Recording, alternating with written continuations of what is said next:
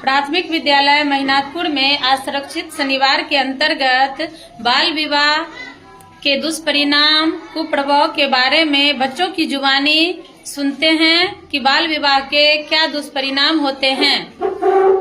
चलो तरन्नुम, अगर तुम घर गई, गर्मी छुट्टी हुई और तुम्हारी माँ तुमको बोलती है कि बहुत अच्छा रिश्ता आया है, चलो अब तुम छठा सातवां पास कर गई, तुम्हारी शादी कर देते हैं, या तुम्हारे साथ नहीं, अगर तुम्हारी बड़ी बहन है उसी के साथ इस तरह का बात हो, तो तुम अपनी माँ को कैसे समझाओगी या इस बाल विवाह को कैसे रोकोगी?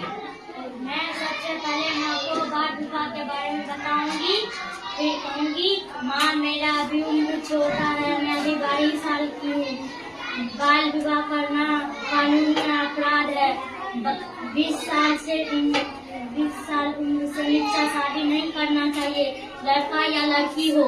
20 साल से कम उम्र में तुम मुझे 22 साल में शादी कर दोगी तो मैं ससुराल जाऊंगी, तो मुझे ससुराल जाकर मेरे शरीर में तरह तरह की बीमारियां हो जाएगी, तो मेरे बच्चे होंगे उस पर ये असर करेगा। अगर तुम ये सोचोगी तो मेरा तो बोझ टल गया, अब मुझे कोई टेंशन नहीं, यह तुम्हारा गलत सोच है और तुम्हारा बोझ टला नहीं, उससे ज्यादा गुना हो गया, क्योंकि मुझे भी बीमार हो गए, मेरे बच्चे भी, तो मैं ससुराल गई हूँ, तो मुझे मेरे ससुराल वाले कहीं पे जा अपने माँ बाप के पास, बीमार जब से शादी हुई है तब से बीमार ही रहती है, कभी नहीं तंदुरुस्त रहती है, तो आएंगे तो मेरा भी खर्चा उठाना पड़ेगा, मेरे बच्चे को भी, ऊपर से मुझे बीमारी होगा तो वो हॉस्पिटल जाओगे, वो हॉस्पिटल बहुत बात करना। ठीक, बहुत अच्छा।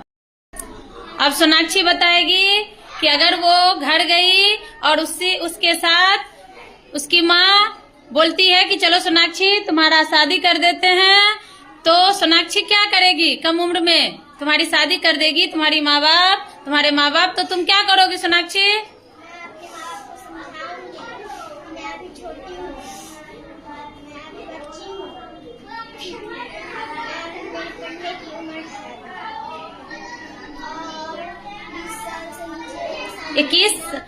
लड़का और लड़की के शादी की उम्र कितने साल होती है? 21 साल। हाँ,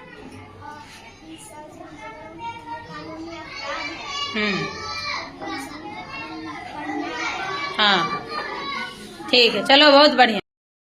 अब गुलबसा बताएगी कि घर जाने पे या गर्मी छुट्टी है और वो 7वें क्लास में पहुंच चुकी है और उसके माँ बाप बोल रहे हैं कि बहुत अच्छा रिश्ता आया है, चलो तुम्हारी शादी कर देते हैं, तो ऐसे समय में गुलबसा कैसे निकलेगी? चलो बोलो। मैं अपने माँ बाप को समझाऊंगी कि कम उम्र में शादी करना कानूनी अपराध है,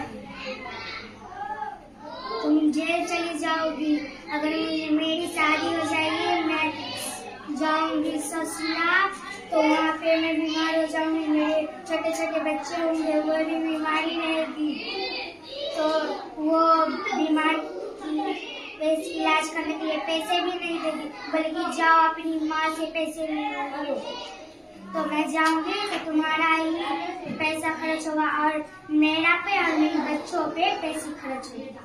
चलो बहुत बढ़िया।